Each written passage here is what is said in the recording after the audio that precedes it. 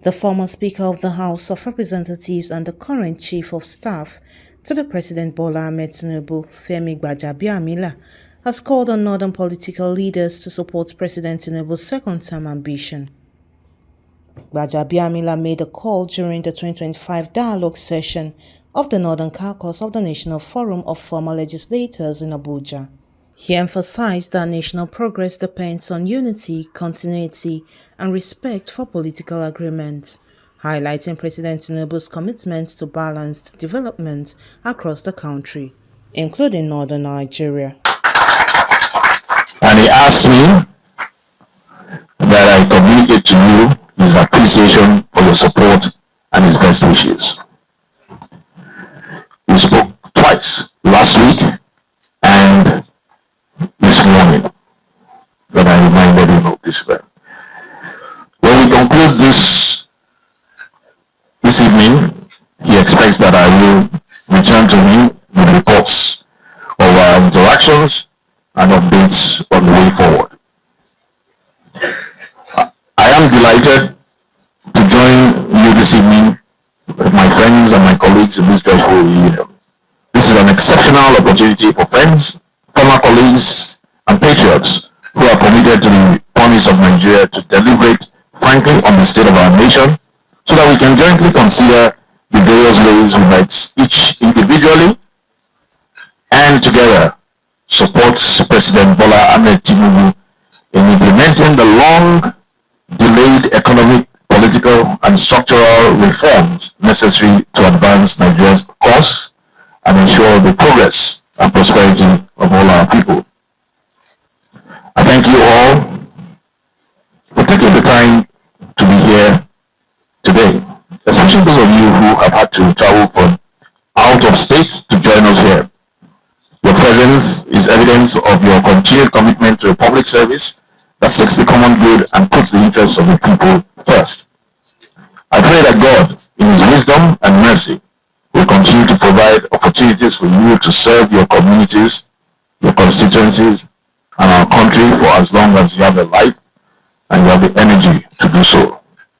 The administration of President Bola Ahmed Tinubu took office at a time of severe fiscal challenges stemming from several years of decay, cutting across several administrations that threatened to incapacitate the government's ability to function, with attendant and debilitating effects on the security of our nation, the welfare of our people, and the continued existence as a proud and independent sovereign nation. Yes, it was that bad.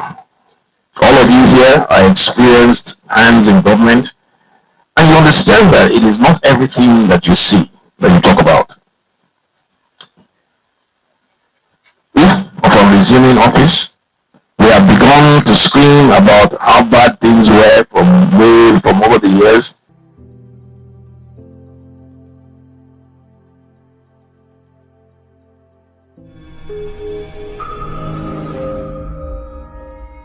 of reforms to change our trajectory. By the grace of God, we are just beginning to emerge from the worst. We hope that tomorrow will be better than today. A central pillar of President Tinubu's transformational agenda is the idea that development and progress must be equitable, covering the length and breadth of this country without concern for politics, ethnicity, tribe, or religion. This is evident in the deliberate and consistent way in which critical infrastructure projects the administration have been conceived and implemented to connect every state and region, bringing people together, facilitating trade, and encouraging investment. To date, this administration has commenced the 275-kilometer Sokoto-Gusau-Funtua-Zaria Road, the 350-kilometer Abuja-Kaduna-Kano Road, the 156-kilometer Zaria-Hunkuri Road, the 100-kilometer Kano-Jigawa Road, the 150-kilometer Benue to 9th Mile Road, and the 172-kilometer Lokoja to Kenya Road, amongst others. There is also the Yakasai, Zali, Damagu, Ganja, Kano Northern Bypass, the Damaturu Maiduguri Road, and the rehabilitation of Bugu Bridge, Benue, and Jeva Bridge in Kwara, Shendam Bridge in Plateau, Jimeta Bridge in Adamawa.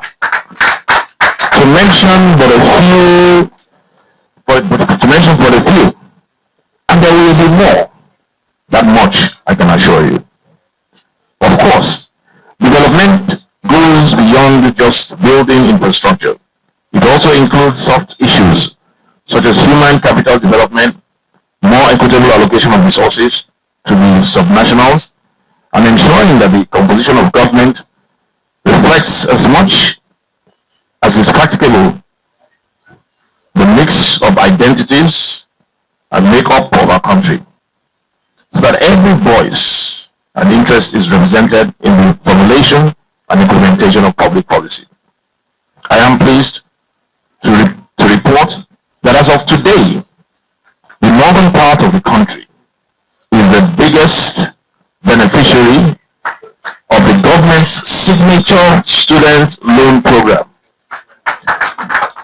Over 275,387 students from across the northern region have applied for and received more than 25 billion naira to help them achieve their tertiary education ambitions.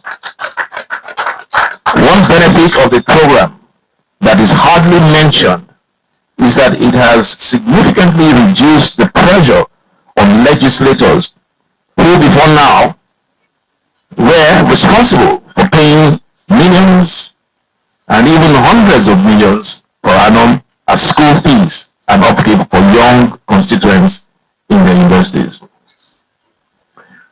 In the tax reform bills recently signed into law, the VAT distribution plan, state governments will receive 55%, up from the current 50%. This is because President Tinubu made a policy decision to cut the federal government's share of VAT receipts from 15% to 10% to ensure that states have more resources to meet their government challenges. That said, it is necessary to recognize and acknowledge that notwithstanding the President's best intentions, it is inevitable that over time, mistakes will be made. Certain things may fall between the cracks. Please rest assured that these mistakes are not deliberate slights, but the inevitable consequence of an administration that is trying to move quickly to address multiple challenges on multiple fronts. Our gathering here today is above all an opportunity for us to interact as partners in progress. For me to hear from you about the things you believe we can do better, both as a matter of governance and as a matter of politics. As I said, when we are done here, I will report back to Mr. President, and being the Democrat, an experienced politician and administrator that he is, I am confident that whatever concerns you have will receive his attention and action as required. So before I take my seat, my dear colleagues, so that we can begin our interactions, but I think we already did that earlier. Yes. Please allow me to address a matter that has been brought up often. That is the idea that this administration is not drawing on the experience and expertise of our capable former legislators in managing the affairs of the federal government. Again, I've addressed this a little bit, but for whatever it's worth, I can boldly say. In a communique signed by Honorable Rufai Chachangi and Honorable Atiwocha endorsed Tinubu's second-time bid, citing the need for equity, fairness, and political stability. Republic of Nigeria, leaving his dutiful task to participate in our 2025 dialogue session. While the forum appreciates the effort of the government so far The forum calls on the government to intensify its efforts on security challenges, especially in Zamfara, Katsina, Plateau, Benue, Niger, among others. The dialogue session accorded the opportunity to engage with representatives of former legislators from the northern part of the country for proper understanding of government actions and directions. While the forum appreciates the Chief of Staff for this engagement, we urge the government to engage more with critical stakeholders for better delivery. As partners in nation building, we subscribe to issues that unite us as a people for the peace and progress of our nation, Nigeria. We align to the unifying foundation of our country. This relates to the rotation of power between the North and South. We advocate that the South be allowed to complete their tenure. The forum is of the belief that it will be in the best interest of the North for the incumbent to complete the tenure of the South. Thank you. There's so many things, so many achievements that many people don't even know about. Mostly those that impacted the northern part of the country. Especially most of the infrastructures, like the roads, which has been classified, and so many other things which is an opportunity for us to know and also to convey so many things to our people so that they know exactly what Mr. President was able to bring down to the northern part of the country. But fundamentally and constitutionally, security, is cardinal to any existing government of the country. So we in the northern part of the country, our main challenge presently is it's better than what we have and what has been obtained before. So this is a great achievement, and we thank God.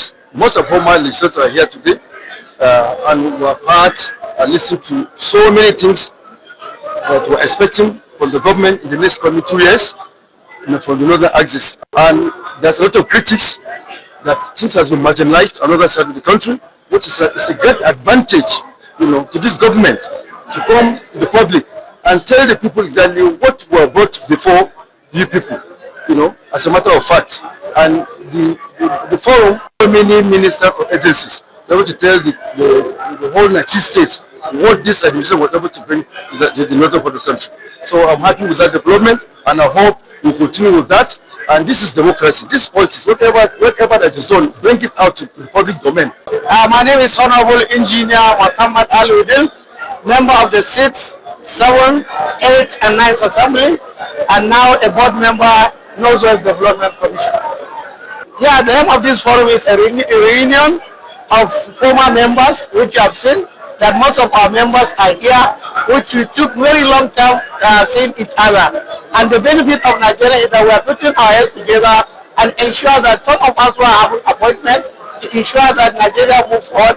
We use our appointment, and you have seen that we are together with the Chief of Staff of the President, and he has agreed whatever we discuss, and agreed he's going to take it to the President and make sure that most of the things in our community is going to be implemented to the letter by Mr. President.